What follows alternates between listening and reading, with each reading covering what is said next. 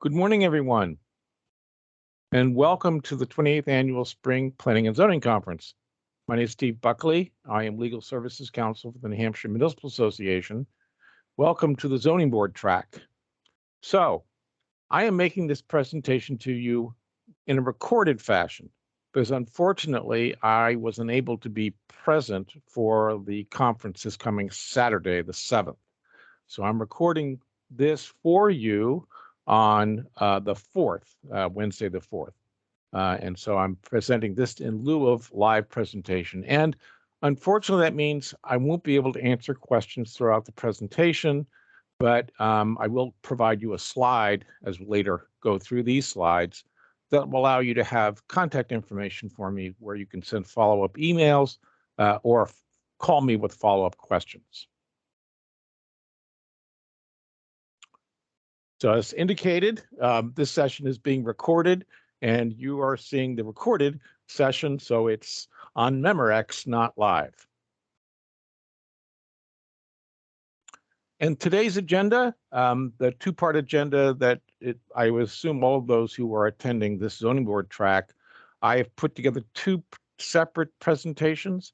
One is called ZBA Applications Part 1, Variances and Special Exceptions, and then ZBA Applications Part 2, which is mainly focused on the right to know law and conflicts of interest and issues related to how to be a really good zoning board member and avoid issues with regards to your impartiality and other issues that could touch on being a fully qualified member of the ZBA to make decisions on such things as variances and special exceptions. So this part 1, will go from 9:10 to 10:30 a.m. and then there will be a 10-minute break.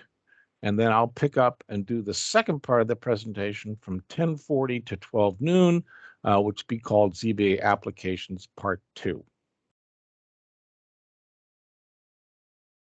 So here is my contact information.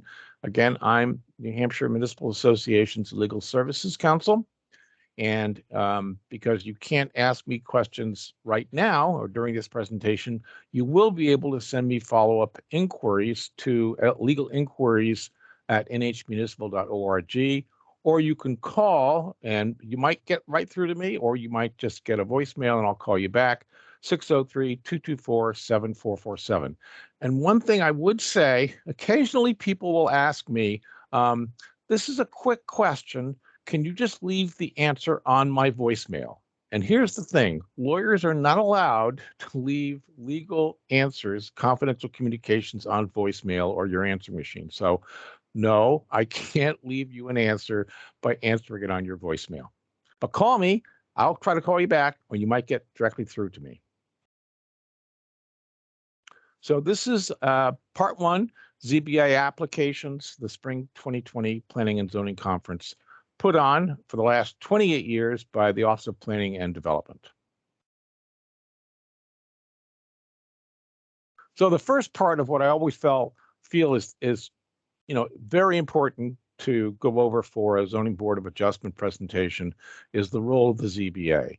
And the starting point is to understand the ZBA's principal job is to ensure that you are the constitutional safety valve to prevent an indirect taking of property through a regulatory action which denies someone the reasonable ability to use their property for purposes allowed under the local zoning regulations. So the U.S. Constitution has a Fifth Amendment that says property cannot be taken for public purposes, and the New Hampshire Constitution has Part 1, Articles 2 and 12, both of which are also interpreted to prevent partial takings by adverse regulatory action by government on all levels. And the job of the ZBA when your town has a zoning ordinance is to deal with the fact that zoning regulations cannot be written in a fair fashion that applies reasonably to all property, because property is unique and has different attributes. So some people will have a legitimate argument that a particular regulation unreasonably restricts their use of property. And so the law requires anytime you have a zoning ordinance you have to have a zoning board of adjustment who can adjust the application of the zoning ordinance to prevent a regulatory taking. And the main two ways, we'll talk about them in much more detail, where a ZBA can avoid unreasonable regulatory impacts on property, is to either grant a variance, which is a statutory authority, or special exceptions. The ZBA also has an important role in interpreting what your local zoning ordinance means. And those interpretations I will discuss a little bit later could come from your zoning administrator, could come from the select board, could come from the building inspector, could also come from the planning board making a decision on how a particular zoning provision would apply to property that's undergoing subdivision or site plan approval. So the ZBA's job is to interpret these regulations as they are written. ZBA doesn't create or modify ordinances or implements regulations. The ZBA interprets how they will apply. And as I said, there are many daily decisions, depending on the activity in your land use department, where building permits, local fire code decisions, and other code enforcement actions could be the subject of an appeal by someone who's aggrieved, saying, wait a minute, that doesn't apply to me, or I don't think that's a correct interpretation. I want to appeal that administratively to the Zoning Board of Adjustment. And I related to that, not only does the ZBA not write regulations, the ZBA does not enforce regulations. It's not the role of the ZBA to take steps to enforce how the zoning ordinance is applied, or even for that matter, to enforce an element of a condition of approval that you had attached to the granting of a variance. And I do occasionally get calls from ZBAs or ZBA members saying, our ZBA is really unhappy about the fact that this part of the zoning ordinance is not being enforced by the select board, or this condition of approval that we attach to this this special exception is not being honored. And I suppose it might be marginally appropriate to be expressing those concerns to the enforcing authority in your community. That could be the building inspector or the select board or the zoning enforcement officer. But you don't undertake enforcement. You have to leave that to other agencies in town. A ZBA also has a duty, as indicated here on the slide, to reasonably assist the public. So this is actually a constitutional obligation that the Supreme Court has said on a number of occasions, that because zoning rules, regulations can be complex and hard for your citizens to decide how to interpret and apply for their benefit, land use boards, land use departments, the community development department, the building inspector have a reasonable obligation to assist the citizens in applying for relief, applying for permits, and understanding how the zoning ordinance or subdivision or site plan regulations for the planning board interact with their property and define what they can do and what they can't do. So there is some obligation to make sure, and particularly for a ZBA, I think, is to make sure your application documents are clear, so that when someone comes in, and let's say someone has asked for a building permit for the building inspector, and the building inspector says, I can't issue that permit. You can appeal my decision and seek a variance from the Zoning Board of Adjustment. So the application materials should be reasonably easy to apply and interpret by a citizen to understand what they have to do in terms of asking for that relief, what is the information that they have to pay, they have to supply, and maybe what the fees they have to pay. And I think the other thing for a ZBA that would be important is the ZBA should make sure the land use board staff or the people at town hall who manage receipt and processing of these applications, they know the steps that have to be taken, and they can explain those steps to the citizens. So that's part of, I think, the Supreme Court's expectation, as they've stated, based upon our New Hampshire Constitution, that you have to educate and inform the citizenry on how they will use the zoning regulations to their benefit. The Zoning Board of Adjustment does not have a regular meeting time, unlike the Planning Board, which is obligated to hold a regular public meeting once a month. The ZBA would typically only have a scheduled meeting when you have applications. And as we'll talk about in terms of the procedure for planning board ZBA action, in order for the ZBA to grant relief, the ZBA must have 3 concurring votes in favor of granting relief. I apologize, a little bit of scratchy throat here. 1 second.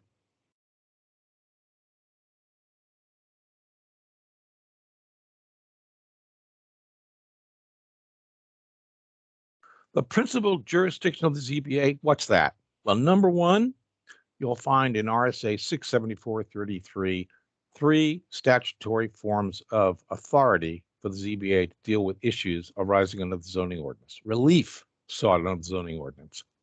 ZBA can handle administrative appeals. I disagree with the building inspector's interpretation of the zoning ordinance. Variances, the ZBA can vary the application of the ordinance, and the ZBA can grant special exceptions. But there are a couple of other provisions that are worthy of your attention as a member of the ZBA. Number 1, the ZBA can grant equitable waivers of dimensional requirements. So these are abilities of the ZBA to modify, especially things such as setback, side yard, and dimension requirements for lots for uses of land. The ZBA can modify those requirements where a person can argue, I really didn't know that rule applied to me. I reasonably relied upon perhaps an interpretation by the building inspector. I built my garage, and now it's too close to the side yard lot line, and I'm innocent in that mistake. And based on that set of circumstances, not my fault. I didn't cause it to happen. It was a mistake. The ZBA can waive that requirement. ZBA also has the power to grant a special waiver if the select board refuses to permit someone to build on a class 6 or private road. ZBA can grant a special variance to allow that to occur. ZBA also has the power to waive some bend of the rules, I guess is the way it would be a better way to call it. The agricultural uses under RSA 674:32C. So there is just some language in there that allows the ZBA to give more flexibility on how a zoning regulation might prevent a permissible agricultural use. ZBA can also grant a special variance for the disabled. It's actually in 674:33. You can grant, without having to show a hardship, permission to put an attribute onto a property that is necessary for a disabled person who lives in the property. Easiest one to understand there would be the ZBA can grant permission to have a ramp into the front door of a house that's in the front yard setback. Although it's interesting that that provision would allow you to say that the permission to have that ramp only exists so long as that disabled person lives in the property. ZBA also is in charge of issuing certificates of approval for the location of junkyards, and oftentimes the ZBA will serve as the Building Code Board of Appeals, although your community might have a separate Building Code Board of Appeals. ZBAs hear appeals, as I've indicated, pursuant to RSA 674:33. They have to be heard within a reasonable time, and this is an important aspect of the statute, 676:5. You have to define in your rules of procedure how much time a person has to appeal a decision to your ZBA. I think the most easy one to understand in that regard is, what if my neighbor is building a garage, which I had a neighbor recently build a garage. What if I became concerned the permit issued by the building inspector allowed the neighbor to build the garage too close to the side yard lot line and maybe too close to my property? Well, your ordinance, your rules of procedure should define how much time do I have as an aggrieved abutter to appeal the administrative decision of the building inspector to issue the permit for the garage. And typically, you would put in your rules of procedure that appeals must be lodged, filed with the ZBA within 30 days of the issuance of the permit or the denial of the permit, as the case may be, by the building inspector. ZBA may also impose reasonable fees for processing applications, for paying for notice and other things that are required to administer the application process and to carry out the necessary procedural due process and notice to persons who are entitled to be heard at ZBA public hearings. And the ZBA may also require the applicant to reimburse for third-party review and consultation. I haven't had this happen a lot, but on occasion, you really do need the input of a soil scientist or a civil engineer. I remember one time I had an applicant who was submitting a proposal to build a cell tower within a certain residential zone. We were concerned that it was going to have a not pleasant impact for those who would live next to that large tower. And I hired an electrical engineer who would try to give me assessment as to whether or not that tower location was the only one suitable, or could the tower be located someplace else and still get the necessary transmission of cell tower the cell wavelengths, given the propagation of those wavelengths for a tower of a certain location. So it can be a number of different ways in which an expert could be necessary for the board to make a sound decision. As I said, there are a number of things that can be decided on the administrative level of the ZBA that can be appealed. So anyone who's aggrieved by a decision by any officer, department, board, or bureau that are affected by such a decision can appeal to the Zoning Board of Adjustment. And so who's the administrative officer who could be making this erroneous interpretation of the zoning ordinance as applied to a property? That could be the building inspector, the select board, or any other official or board with such responsibility. And that could certainly include decisions by the planning board on a judgment that they make as to whether or not a particular use that is going to be maintained as part of a subdivision or site plan is consistent with the zoning ordinance. Abutters who are participating in the site plan application process, assume it's a site plan application for the moment, they can appeal a decision that is based upon the zoning ordinance made by the planning board. They can say, wait a minute, planning board hasn't applied that zoning provision correctly. We think they're wrong, and you can appeal that decision to the Zoning Board of Adjustment. Now, when there's an appeal, one of the things that you can appeal is discretionary decisions related to enforcement. You can't appeal that I've been taken to court by the building inspector for having an illegal junkyard. I can appeal whether or not the building inspector has correctly interpreted the junkyard statute as applied to me. That's a distinction that's important to keep in mind. You can't appeal that I've been taken to court, but you can appeal whether or not the application of that particular provision, let's say, of the zoning ordinance applies to me in that particular set of circumstances. The effect of an appeal to the Zoning Board of Adjustment is important to appreciate. So if I appeal as my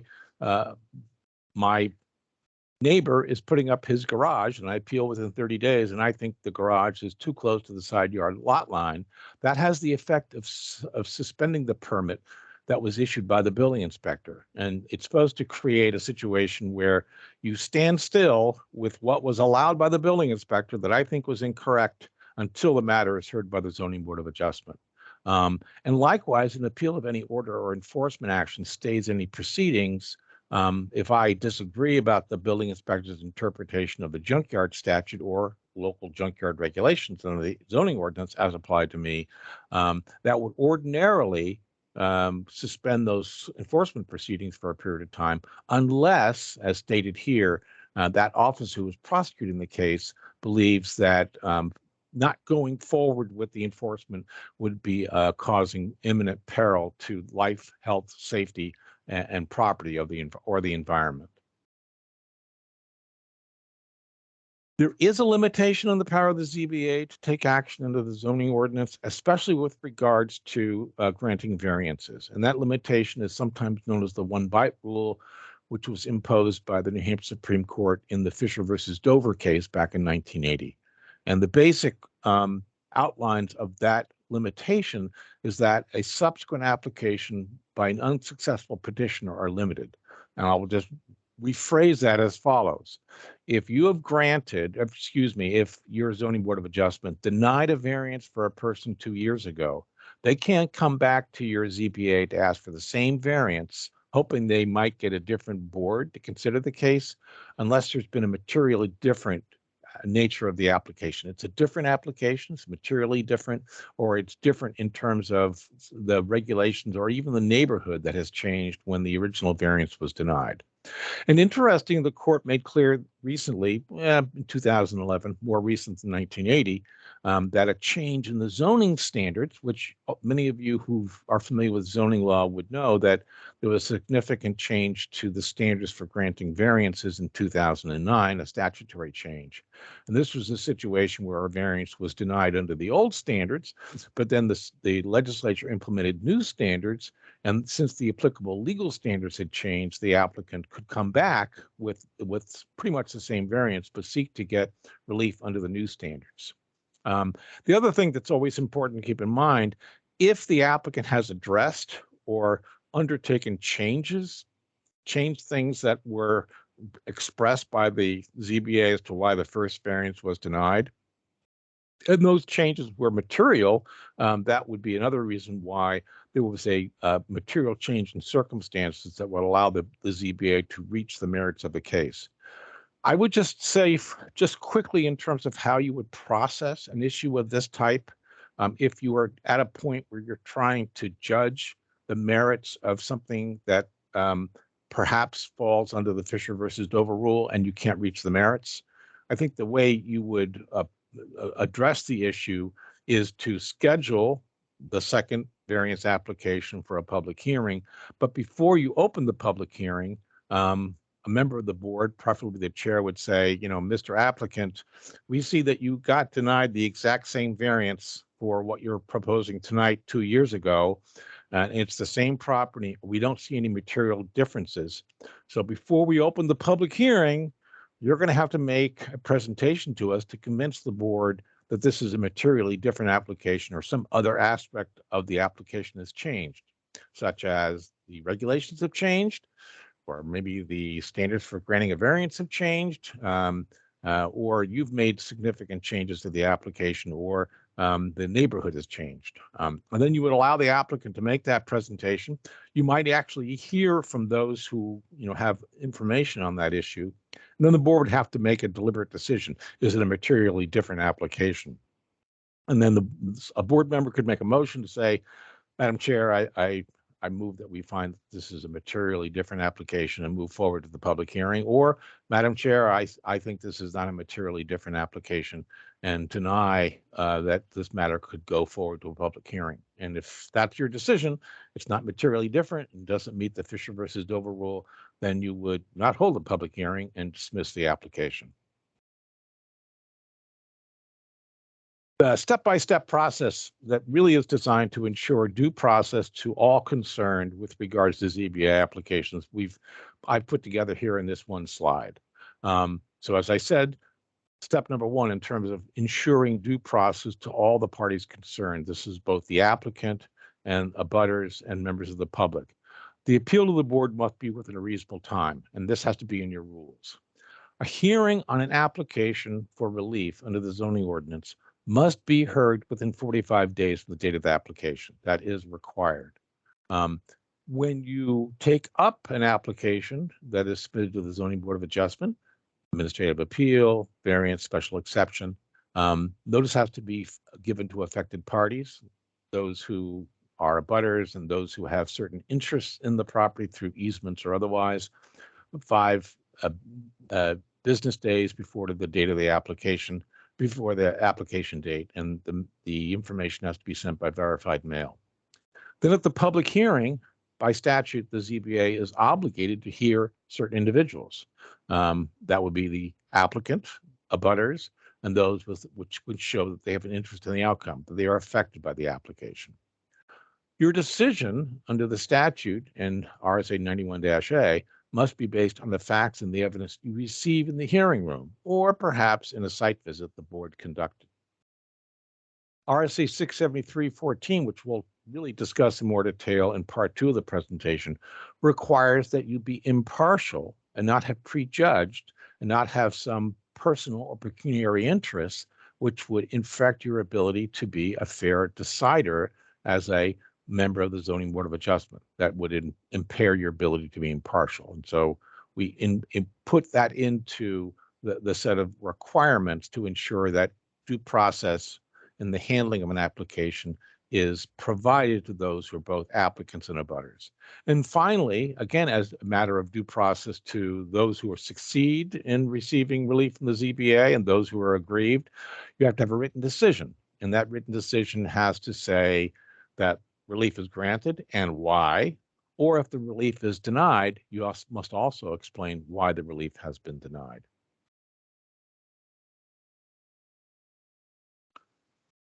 The hearing process really is focused on receiving the evidence upon which the board will make its decision. So at the public hearing, you're going to collect the evidence and determine the facts. Now, I've been on the ZBA now for almost 3 years. Many times, the chair of the ZBA will start the public hearing and he will read the caption of the case, which suggests, this is the matter of 28 Brown Hill Road, owned by Steve Buckley. It's application number 22-2022. It's an application for a variance and exactly what he's seeking, that Mr. Buckley fellow. And then, the chair will turn to the people who've submitted the application. Mr. Buckley, you're here. Would you go ahead and present your application? And many times, I would say to about 19 times out of 20, the applicant sits there and says, oh, it's all in the application. Why don't you just go ahead and that's what I want? And you really have to prod the applicant and say, no. This is how it works. This is your opportunity to speak to the board, to illuminate, explain, elaborate, and explain in more detail why you think you're entitled to a variance. And you kind of have to prod the person to, okay, let's go through the 5 criteria, why you think you've satisfied them, et cetera.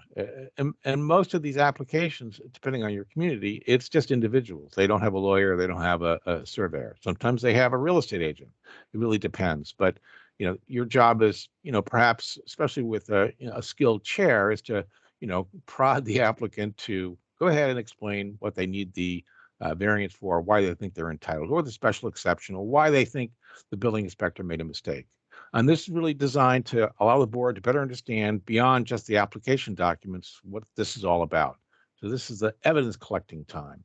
And part of the other evidence you might collect is if you have a case of this type where there might be competing, expert pieces of evidence that are supplied, whether it's a civil engineer or a presentation by a soil scientist, any number of ways in which an applicant may rely upon someone who has some expertise in a particular area, especially with regards to land use, could be a surveyor or a civil engineer.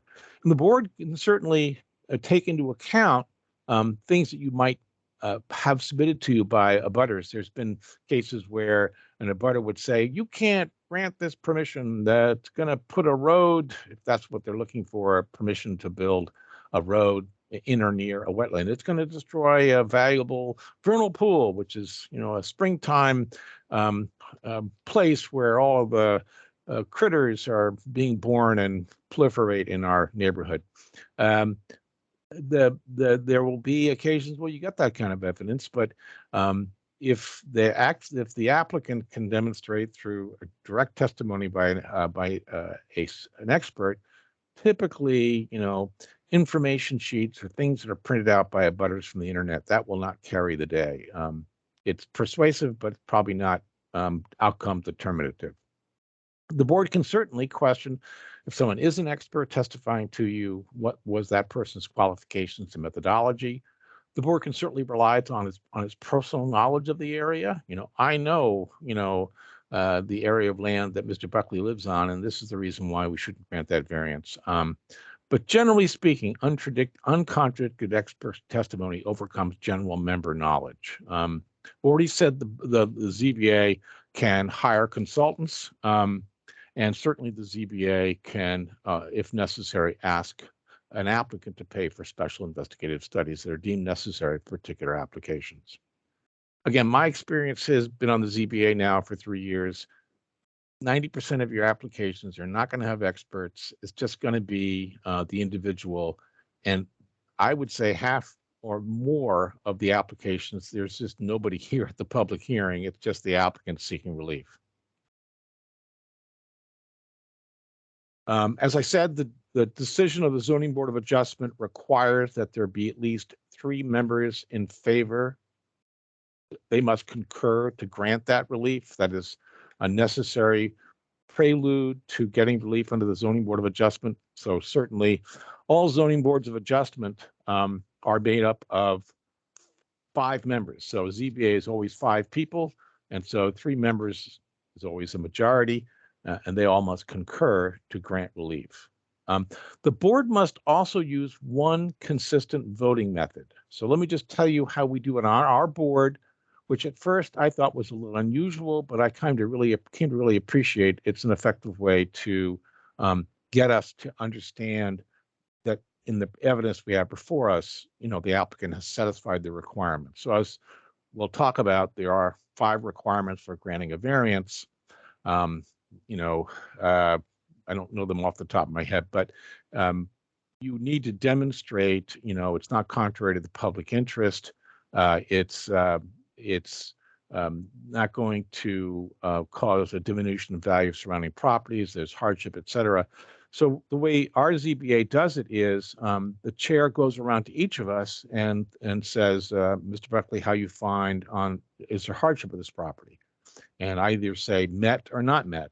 And we do that for each of the 5 criteria. So each of us have to articulate whether we feel each of those 5 criteria have been met or not met by the applicant. And then after we've gone through the requirements of the variance and we've all given our opinion on each of the criteria for that particular application, then someone else, presuming we've all agreed that the 5 criteria have been satisfied, we then have someone else make a motion to, grant Mr. Buckley's front yard setback variance so he can put in a pool in the front yard setback. Don't know why he'd want to do that, but okay. That's not up to me to decide. But in any case, you do have to have one consistent voting method. However, one thing that I would say, and this is in the statute now, if the board decides to change its method of voting, so for instance, rather than having everyone vote separately on each criteria, maybe use a different method. If you decide to change the method, you should put it in writing and vote to have a different method of voting on the granting or denial of a variance, let's say, but you don't have that changed voting method go into effect until 60 days after the vote on that change. So that's a part of the statute. So if you change your voting method, you should vote on preferably an amendment to your rules of procedure, setting forth what your new procedure is for voting on variances. And then from the date of adoption, 60 days forward, it doesn't go into effect. Applications that are impending have to go on the old method of voting, but then once you've hit the 60-day time period, then the new method would go into effect. Decisions must be in writing. So you have to state the reasons why you've approved an application or disapproved an application. If you impose conditions, those should be expressed in the decision, obviously, and the decision must be issued within 5 business days. I've kind of touched on this, but I just want to remind you that you're not required to mindlessly accept the conclusions of experts. You can interpret what the expert has to say and say that the methodology or conclusions are not valid judgments of what is appropriate or inappropriate in granting a particular variance. You can't completely disregard expert opinions, but you can rely upon resident statements of objective facts that might question the reliability of an expert's opinion. I think the Three Ponds Resort case in the town of Milton was very illustrative. That was a situation where there was a proposed campground that was pre-existing, that was expanding and adding I think about as third. Let's just assume for a moment, these facts are probably not accurate. Let's assume there were 60 campsites at this campground. They wanted to add a number 30. So a third as many more camp locations for people to camp. The campground was on a road leading to the campsite areas, which was adjacent to a lake. And the road leading in was a rural road, and there was direct testimony from a ZBA member saying, well, that road is already somewhat overburdened by traffic going into that campground during the high vacation season, July and August. And many times there's people parked on both sides of the road, so the traffic is either further constrained and can be hazardous, as this one ZBA member said in the testimony, to those who are walking or riding bicycles. And the interesting thing about the observation by the ZBA, they were able to look at the report and say, well, now wait a minute. You did your traffic counts. When you deal with traffic studies, they typically will do traffic counts. What's the number of vehicles traveling at a certain location at a certain period of time? Well, the traffic engineer, I believe it was, did their traffic counting in May and June. And the ZBA members say, now, wait a minute. That's not when most of the traffic is going through there. The high traffic season is July and August. So they had a reason to question the methodology, that they didn't count when they would be likely the kind of traffic you have to be concerned with 30 more campsites. And then these personal observations, which allowed the ZBA to say, we don't buy your report and rely upon the actual personal observation with ZBA members. So I just would suggest that that's something to keep in mind in how you assess information of that type you might receive at public hearings. An interesting part of the ZBA's authority is this element. The ZBA has the ability to rule that zoning relief is not unnecessary. And actually, we did this recently in my ZBA, and I won't bore you with the details, but we really reached a conclusion that the application that the person was required to submit for a variance wasn't necessary, and that this was really not an improper interpretation that this particular homeowner had to get a frontage variance. Actually, it was a frontage setback variance. So what the Supreme Court said in the Bartlett versus City of Manchester case is that contained in every variance is the threshold question whether the applicant's proposed use requires a variance, or whether the necessity of getting a variance doesn't exist, that there are other ways in which the applicant can achieve that same proposed use without having to get a variance. So just keep that in mind. That can come up, and that is within the authority of the ZBA to make that judgment. 1 second.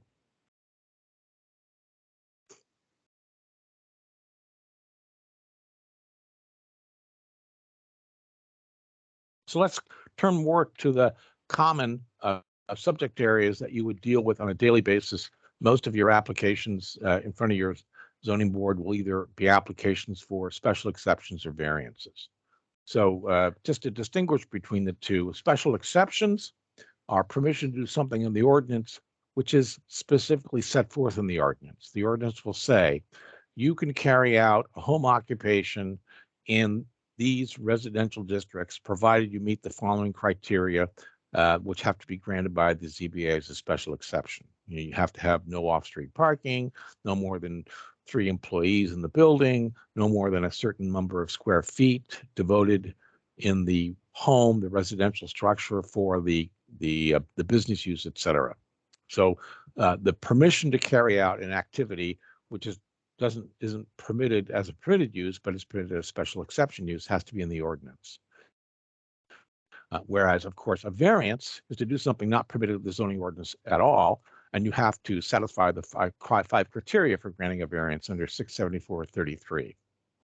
So let's go through those in some detail, which I think will give you some guidance on how to judge the merits of whether someone has satisfied the requirement for granting a variance.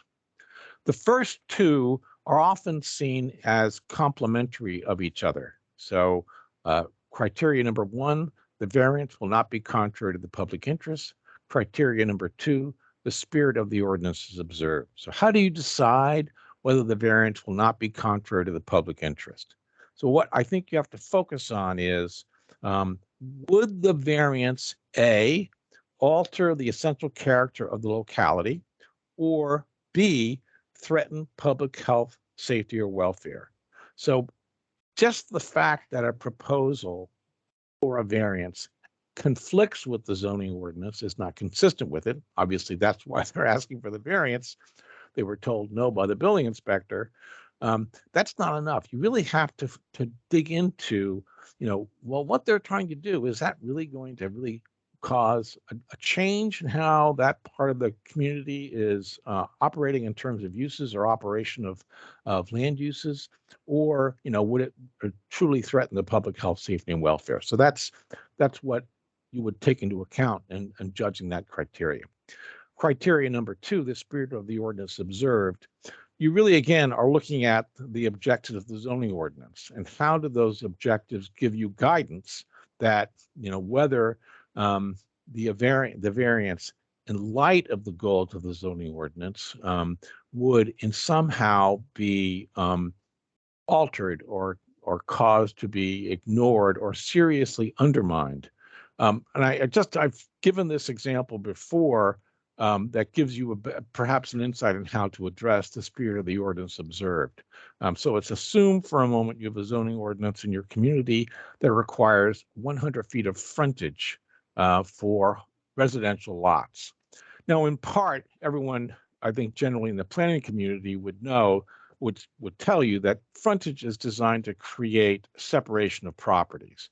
It creates the appearance, at least from the street, that the building uses are separated from each other in a way that perhaps, depending on your point of view, creates a more aesthetically pleasing design for how houses are arranged within, say, a residential zone.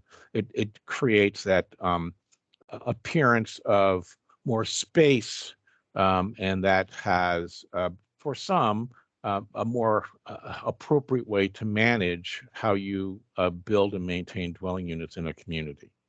So in a situation where you have a 100-foot setback requirement, the real objective, in part, is to create that separation between uses or buildings on lots. But imagine for a moment you have a property where the home, the lot has a narrower frontage. So instead of having 100 feet, it has 60 feet. But the lot spreads out away from and in a triangular fashion. So the back lot line is probably 120 feet. So that when you put the house on the property and set it back appropriately from the front yard setback as required, that amount of visual separation between the adjoining properties is not impaired, because you can set the property, the building, back far enough so you still are going to maintain that separation factor, which is driven by the frontage requirement. So in that instance, you could conclude, well, we could grant this frontage variance, but because we're still going to have what we want to have, that appearance, that aesthetic appearance of buildings being separated, and we're not going to impair the expectation of the 100-foot setback requirement by having the property being allowed to have a frontage of 60 feet. That's really the concept the courts would say that you have to focus on in making that judgment, is the spirit of the ordinance observed. The next criteria number 3, is substantial justice is done. And I think the courts really have not given us a great deal of insight, at least here in New Hampshire, on what this means. But we can tell you that, generally speaking, the real guiding rule here on substantial justice is any loss to the individual that is not outweighed by gain to the general public is an injustice. So if the burden of this particular regulation the person is seeking a variance for is onerously imposed on the individual, and without a corresponding benefit of the public at large. Let's go back to the frontage requirement. Hey, I'm still going to have my house separated from my neighbor's house as much as it would be if I had a 100-foot frontage as opposed to only 60 feet. The burden on me is such that I can't use the property for its permitted uses without the variance, and the gain to the public is minimal. There might be some slight a minimization of that building separation factor you want from a frontage requirement. So I think there is a situation, again, you could find that substantial justice is done in that particular setting. Values of surrounding properties are not diminished is one of the areas where you'll probably receive the most input and testimony. And there's a lot of ways in which that information can come to you. It can come from abutters who say, I don't want that house to have a 60-foot frontage because, well, I just don't like it, or it's going to make my property values diminished, or any number of things someone would argue if they're an abutter aggrieved by a proposed variance for that particular proposal that's before you.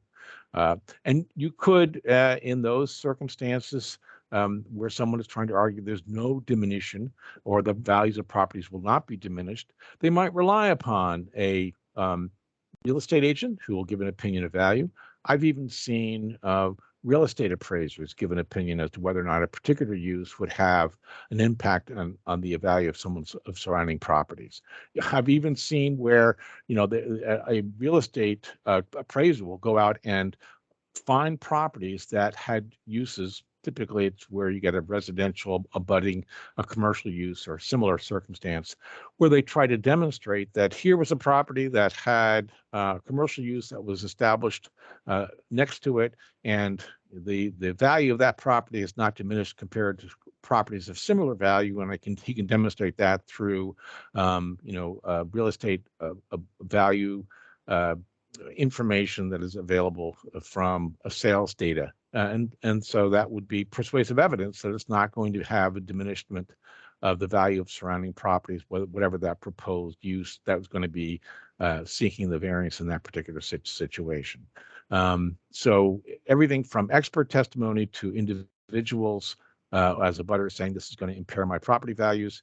You're going to be the ones that are the judge and make that assessment on your own, and to decide whether or not there's a situation where surrounding properties would be diminished.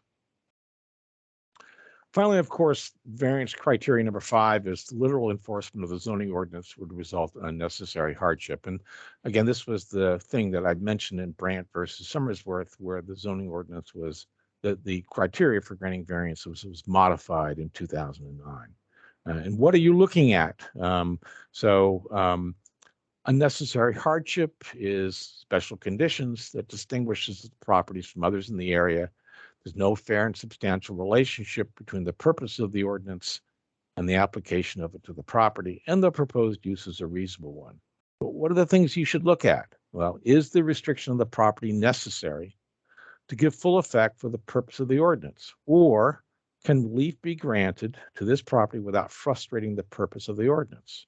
Well, if the purpose of the ordinance, as I said previously about the front yard the frontage of 100 feet is to maintain building separation, and because of the lot in particular has a large triangular shape where the frontage is 60 feet and the rear lot line is 160 feet, you can reasonably conclude, no, it's not going to have an impact to frustrate the purpose of the ordinance.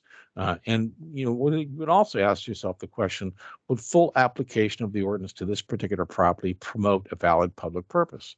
Again, you conclude 60 feet of frontage is not going to impair the building separation factor you want to achieve for a front yard setback. And so, a frontage variance. So you could make the conclusion that in that particular instance, the variance criteria is satisfied. And again, is the use a reasonable one?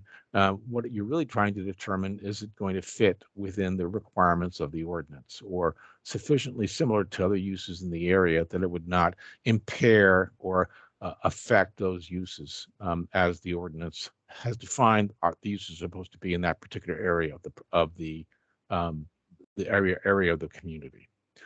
So that's variance criteria number 5. Now, there is a section of it that goes on to say if the paragraph 1 requirements are not met, you can go into another standard.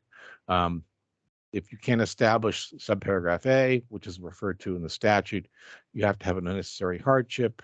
If there's special conditions of the property that are such that distinguish it significantly from adjoining properties, such that the property cannot be reasonably used in strict conformance with the ordinance, and that the necessary hardship standard would allow in the second category, paragraph B, and this sometimes referred to as the Governor's Island standard, which comes from an old case from the New Hampshire Supreme Court.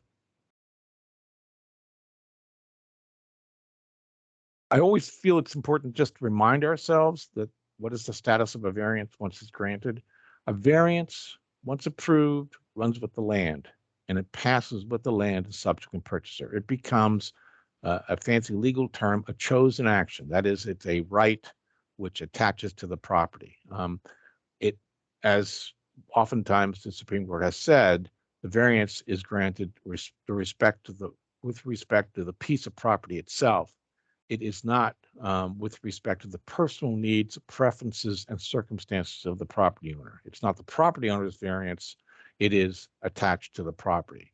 And once a variance is granted, it is something that can be used and enjoyed by subsequent purchasers. I can sell my property with the variance for the front yard setback to put a pool in, and the subsequent owner has the same right to use that, because that's a permanent right that now attaches to the property. So a special exception, as I've previously indicated, is different. These are a set of standards that the town has decided to create permission to carry out a certain use, so long as you meet those conditions. And in contrast to a variance, it's a use which is permitted under the ordinance as long as those conditions are satisfied. If, as the ordinance will say, and as the statute contemplates, special exceptions, if the applicant demonstrates compliance with those conditions, you must grant that special exception. You have no choice as a ZBA. That's different for variances. You have discretion to decide whether the 5 criteria have been satisfied. But with regards to special exceptions, you have no choice. If the applicant has demonstrated compliance with those conditions, the permission must be granted. Now, a special exception is not the equivalent of a non-conforming use. It's a use permitted according to the conditions that the town meeting has said. If you can satisfy these requirements, you can carry on this use. It is important that you have those standards. The Supreme Court has said that in the absence of very clear standards, and sometimes there are zoning ordinances in the state where it sounds like the zoning ordinance was intended to require a special exception in a particular set of circumstances, but the actual standards for granting the special exception are a little bit vague or unclear, or set forth in some other part of the ordinance, which doesn't make the understanding of the relation between the two sections clear, and therefore establish those special exception standards, which must be clearly set forth in the ordinance. You have to have the ordinance spell out the standards for the granting of the special exception. In our zoning ordinance in my town, we have a set of criteria. All special exceptions have to meet this criteria, and its criteria, I think there's like 10 separate standards that have to be met. And then some special exceptions for certain uses have also supplemental requirements that have to be satisfied. But it's pretty clear in the ordinance. You want a special exception, and it's listed in the table of uses that this use is a special exception use. You have to meet these requirements, and we give chapter and verse in the ordinance of what those requirements are. And the standards have to be sufficient so the board can, reasonably exercise its judgment. One of the standards in our special exceptions is, would granting the special exception have an adverse impact on adjacent public services, such as sewer, water, or drainage? And so we take those factors into account.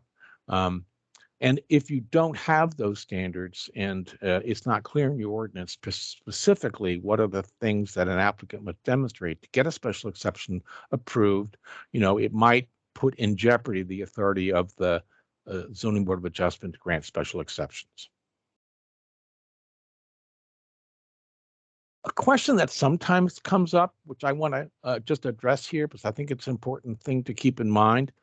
Could someone request permission for a variance from the terms of a special exception? Actually, I had this question just the other day.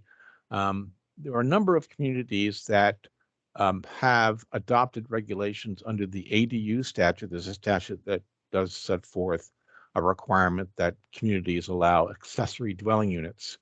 And one of the things that statute says that the town can have a special exception requirement to have an accessory dwelling unit. Well, in this particular community, the town, under the statute, reasonably established a maximum size for an accessory dwelling unit. I think it was 850 square feet, which is a small accessory dwelling unit.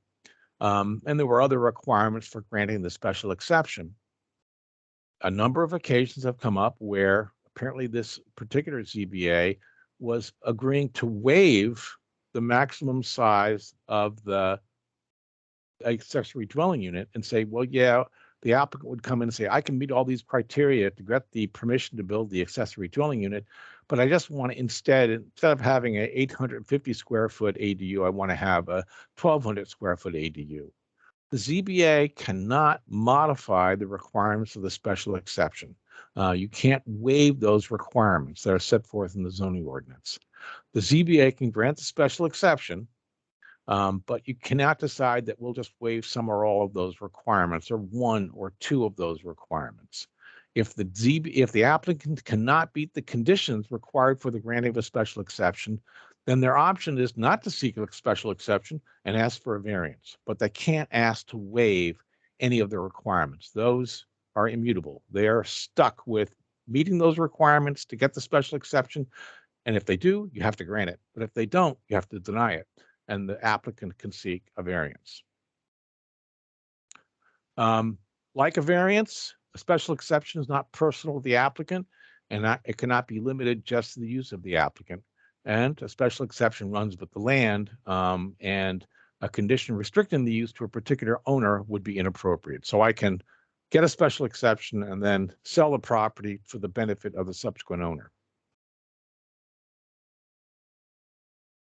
Another consideration which has been the subject of some debate in the court systems is whether or not a ZBA can take into account that the cumulative impact of this particular proposal as compared to ones that have happened in the past or would happen in the future seeking similar relief would have a bad impact, a deleterious impact on that part of the community.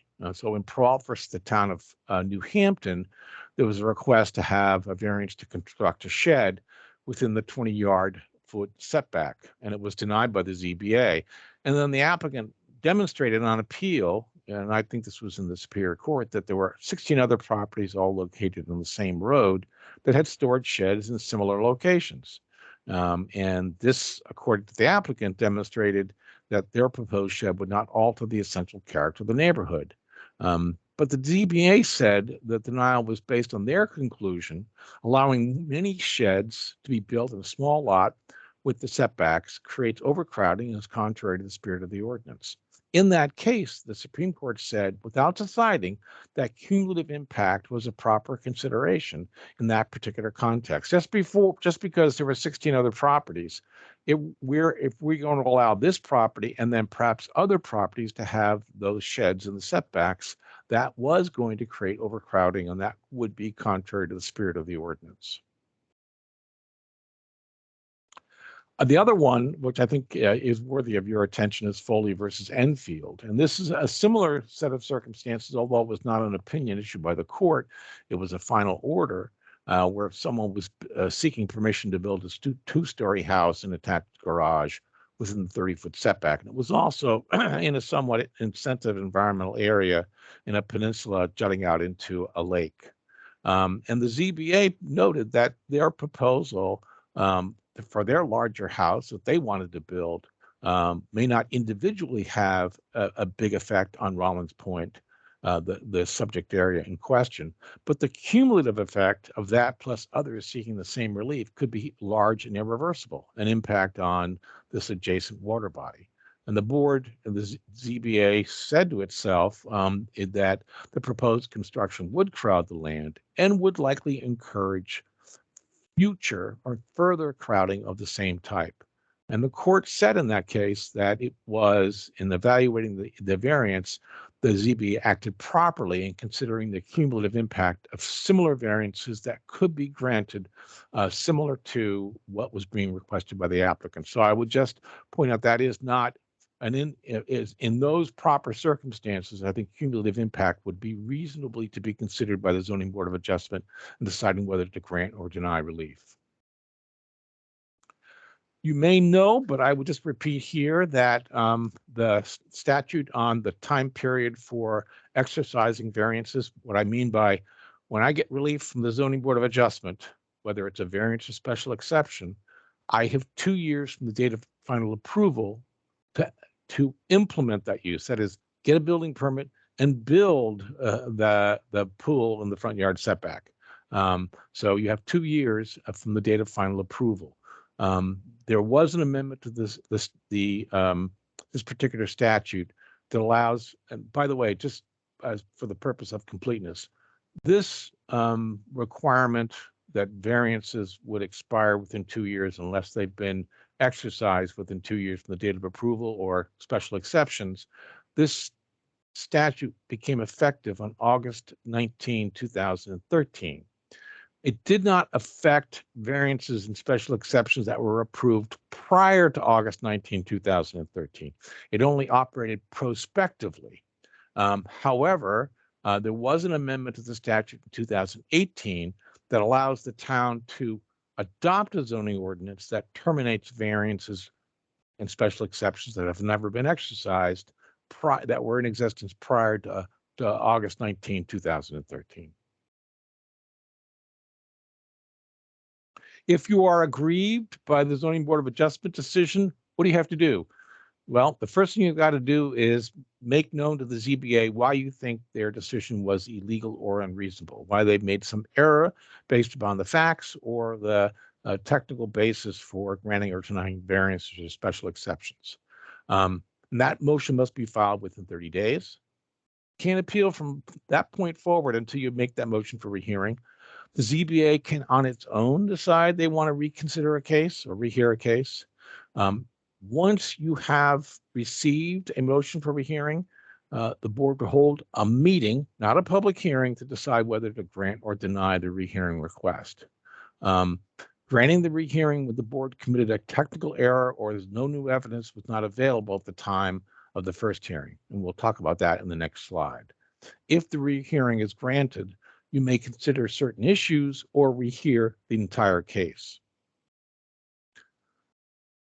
The New Hampshire Supreme Court has made clear when you take action on a motion for rehearing that you really should keep in mind there's a great deal of public importance behind finality of decisions by the Zoning Board of Adjustment.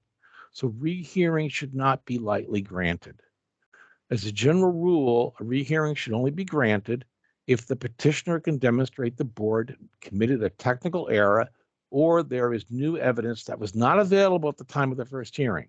So this isn't a second bite of the apple to submit something you could have submitted. The new evidence should reflect changes in conditions which occurred subsequent to the original hearing or which was unavailable at the time of the original hearing. Beyond the rehearing, if the rehearing is denied, the affected party can appeal to Superior Court or can now appeal to the within 30 days to the if the application involves housing and development, the applicant can appeal to the Housing Appeals Board, HAB. I think the real key thing when we're dealing with appeals and going to either the Superior Court or the Housing Appeals Board is to keep in mind that the decision-making is based upon the record by the ZBA. So it's the hearing minutes, it's the notices, it's the received documents, maybe a recording of the application public hearing, it may be submitted testimony. It could be letters, communications from experts, et cetera. These are all compiled together as the record. And it is the record that is reviewed by the Superior Court judge or the Housing Appeals Board. The appeal, when filed, does not put the burden on the town to demonstrate that what it did was correct. The burden is on the applicant for the rehearing and the appeal to demonstrate that the board's decision was illegal or unreasonable. The only thing the board or the town needs to demonstrate is there adequate evidence in the record to support the decision of the Zoning Board of Adjustment.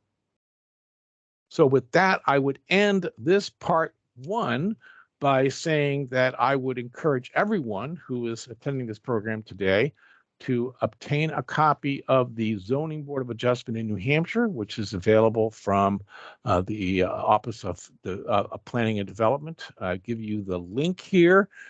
It's downloadable, it's free digitally, it's searchable, and has a linked table of contents. You can go to the table of contents and hyperlink to parts of the materials. So we are now at the end of the first part one of the Zoning Board of Adjustment. And so we are going to take a short break and resume in 10 minutes.